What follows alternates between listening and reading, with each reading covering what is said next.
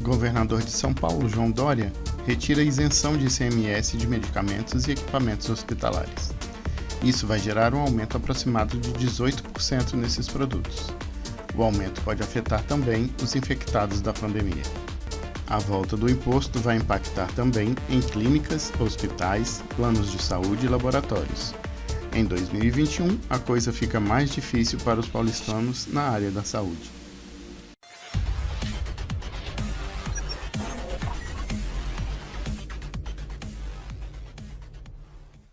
Olha, não são só os prefeitos que estão irritados com João Dória. Um manifesto assinado por 8 entidades que representam empresas do setor de saúde afirma que o fim das isenções de ICMS em São Paulo representará uma alta de 18% nos preços de medicamentos para tratamento de câncer, diálise, AIDS, gripe H1N1 e outras doenças, além de encarecer equipamentos médico-hospitalares no meio da pandemia. Em outubro, a Alesp aprovou um pacote de alegado ajuste fiscal proposto pelo governador Dória, que acabou com isenções de ICMS. Graças a isso, a previsão para 2021 é de alta no preço dos remédios, equipamentos e materiais médico-hospitalares, planos de saúde e serviços de hospitais, clínicas e laboratórios, impactando diretamente no atendimento aos infectados pelo vírus chinês. Fiuza. Olha, isso é só o começo de um grande problema fiscal que nós estamos enfrentando e vamos enfrentar, porque é isso, a pandemia, um dos aspectos foi trancar a sociedade. E isso parece que ficou, né? Tudo bem, a gente está aí otimista com as perspectivas boas, concretas de recuperação, de reoxigenação da economia, mas tem uma dívida brutal. Essa dívida foi contraída para suprir a falta de geração de riquezas pela sociedade trancada, né? Socorro a empresas, né? Dívidas postergadas, impostos postergados, auxílio emergencial para informais, tudo isso é dívida. E o que acontece é que, a partir daqui, a geração de riqueza terá que ser feita de uma maneira vertiginosamente positiva, né? Para começar a tapar esse buraco, essa dívida contraída. Ainda tem gente populista e demagogo querendo estender auxílio emergencial. É claro, não se pode deixar o povo à míngua, mas a escolha é abrir a sociedade com responsabilidade e permitir o trabalho com responsabilidade, né? É isso que algumas autoridades continuam relutando em fazer. E no caso de São Paulo, quer dizer, Vitor, São Paulo, assim como todos os outros estados da federação, recebeu uma injeção de recursos na veia do governo federal. Uma transferência de recursos que estava prevista para ser feita dentro do grande plano do Pacto Federativo foi feita de uma vez, de forma emergencial, por conta da questão sanitária. E agora, o dia de amanhã é o quê? O Pacto Federativo trará nova transferência de recursos para saneamento dos estados e para que eles, assim, passem a assumir maiores obrigações fiscais? Não. O ministro Paulo Guedes já explicou. A transferência, que seria a transferência do Pacto Federativo, já está feita no socorro emergencial aos estados. Então, isso é um ente da federação que já está com problemas fiscais, por isso retira a isenção de impostos, cada um vai ter que dar o seu jeito. Só que essa restrição ainda vai aumentar, né? Porque é isso, a dívida é grande e é claro que quanto mais se insistir em medidas restritivas para o funcionamento da sociedade, menos arrecadação haverá, menos crescimento haverá e maior aperto de cintos vai ter que acontecer em São Paulo e nos outros estados da federação. É por isso, por essas e outras, que a escolha de abertura com responsabilidade é urgente e é justamente em São Paulo onde o governador está indo na direção exatamente contrária. Diga, Zé. Ô, Vitor, eu falei agora há pouco de ondas, isso já está acontecendo há um bom tempo.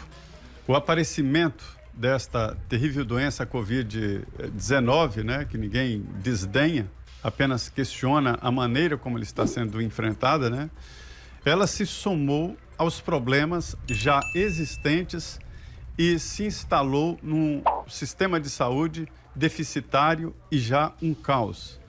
Não é novidade confusões na porta de unidades de saúde, de hospitais. Isso é antigo no Brasil. O que aconteceu foi o seguinte: os governantes simplesmente taparam os olhos para as outras doenças e disseram: olha, nós estamos atendendo a todos pela Covid. Que nada, esses problemas eles não foram embora, eles estão aí, são as ondas que eu digo, né? Que são essas doenças mesmo, câncer, hipertensão arterial, diabetes, né? E o que me deixa mais triste é que essas doenças, elas têm que ser tratadas de forma muito precoce e isto não está acontecendo. Eu recentemente conversei com um médico que atende o Hospital do Amor em Barretos, que é um hospital, um dos melhores da América Latina, referência em tratamento de câncer, e atende gratuitamente através de uma fundação, recebe ajudas lá de artistas e tal. E ele me dizia o seguinte, que é a mesma história de que quem mata um porco, o vizinho fica sabendo, porque o porco grita muito. Quem mata cordeiro, o cordeiro morre caladinho, o vizinho não fica sabendo. Então, quem mata um porco, aparece sempre alguém para ajudar. Ele me contou isso, o médico, dizendo que quem grita mais, quem mostra mais a sua cara, a sua atenção, recebe recursos públicos, né? Agora, quem tem mais problemas, quem precisa mais de dinheiro e que não berra, que não tem força de artistas, que não tem força de uma televisão berrando o dia inteiro, né? Aí, esses problemas, mesmo até mais graves, eles não recebem atenção dos governos e atenção de ninguém. É o que está acontecendo. A força da propaganda e dos gritos, né, acabou anulando tudo. De repente, no Brasil, ninguém mais morre de outra coisa. De repente, no Brasil, ninguém adoece mais de nada. As outras doenças desapareceram. Não desapareceram. Elas apenas estão sendo colocadas nos armários como esqueletos. Até que um dia, quando se abre o armário, o esqueleto cai. Essa é a história. E é esta covardia. Muitas famílias estão enfrentando problemas exatamente por este desacerto na gestão da saúde pública. A Covid-19 veio apenas revelar isso que você mostrou aí. Quer dizer, e cadê a atenção para as outras doenças? Esses hospitais de campanha teriam que ser hospitais permanentes, porque o Brasil precisa deles, né? Diga, Augusto. Eu acho que quando você, por exemplo, você decide decretar uma quarentena que dura durante 3 dias, véspera do Natal e dia seguinte, e ignorada nos dias que precedem o Ano Novo, para ser retomada nos moldes da que foi determinada no Natal, retomada no Ano Novo, você fica perplexo e os prefeitos estão perplexos. Digamos o seguinte, quer dizer, eu estou proibido, eu não dei bola para isso aí, mas se eu fosse proibido de comemorar o Natal no dia 24 e quiser dar um baile na lei, eu transferiria a festa para o dia 26. Aí pode. Porque o vírus foi embora, o vírus respeita esse intervalo que existe entre o Natal e o Ano Novo, aí volta-se ao isolamento no dia do Ano Novo. Quer dizer, quando você trata, nos feriados de Ano Novo, quando você trata o povo como idiota, você percebe que ele não é e que também os prefeitos não são. Tá? Quer dizer, o povo começa a desconfiar da utilidade dessa quarentena para todos, na medida que ela pode ser suprimida por alguns dias, como se nesses dias, repito, o vírus tivesse voado em formação de esquadrilha para a China também para passar os feriados no país natal, né? Passar uma folga. Não é assim. Agora, os prefeitos não vão voltar atrás. E qual será o castigo imposto ou que tentará impor o governo estadual, vai aplicar uma multa, aí vai acabar de quebrar os comerciantes que lutam pela sobrevivência, num momento em que está claro que é possível e preciso conciliar a ressurreição econômica com as medidas de distanciamento social. Você, Ana? Vitor, essa pandemia trouxe, colocou máscaras aí, muita gente, máscaras no rosto, mas tirou muitas máscaras também. E a gente viu que dentro dessa pandemia a falta de liderança é inacreditável, a falta de você realmente, de muitos governantes estarem preocupados com a população, com a economia, com os grupos de risco e muito aí preocupados ou com capital político ou com um projeto de poder.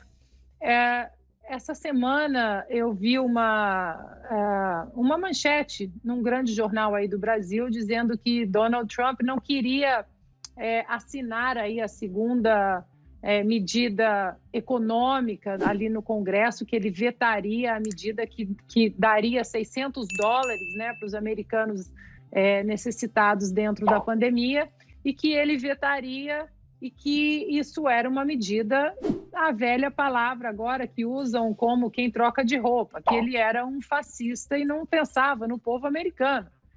E aí, quem se interessou em pesquisar, por exemplo, o que estava dentro da medida empurrada na Câmara, onde tem maioria democrata, e também no Senado ali com uma pequena maioria republicana, eu fiquei muito abismada, Vitor. Eu até anotei aqui para dividir com vocês. Dentro da medida de ajuda econômica chamada COVID-19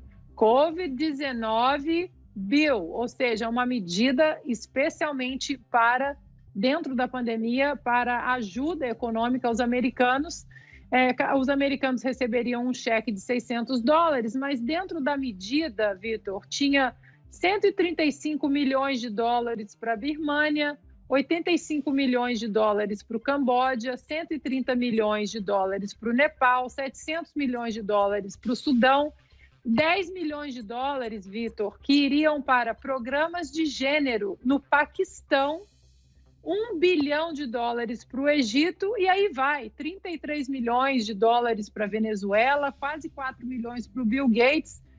E aí você vê, que medida é essa de ajuda? $600 para os americanos fechando aí os seus estabelecimentos, e esse caminhão de dinheiro aí escoando do pagador de impostos americanos para outros países. Então, a gente vê que muda de país, Estados Unidos, Brasil, estados em São Paulo. O Augusto foi muito pontual dizendo que essa pandemia mostrou uma total falta de liderança e uma geração que falta líderes aí, que provavelmente nós vamos pagar por essa falta de líderes durante muito tempo.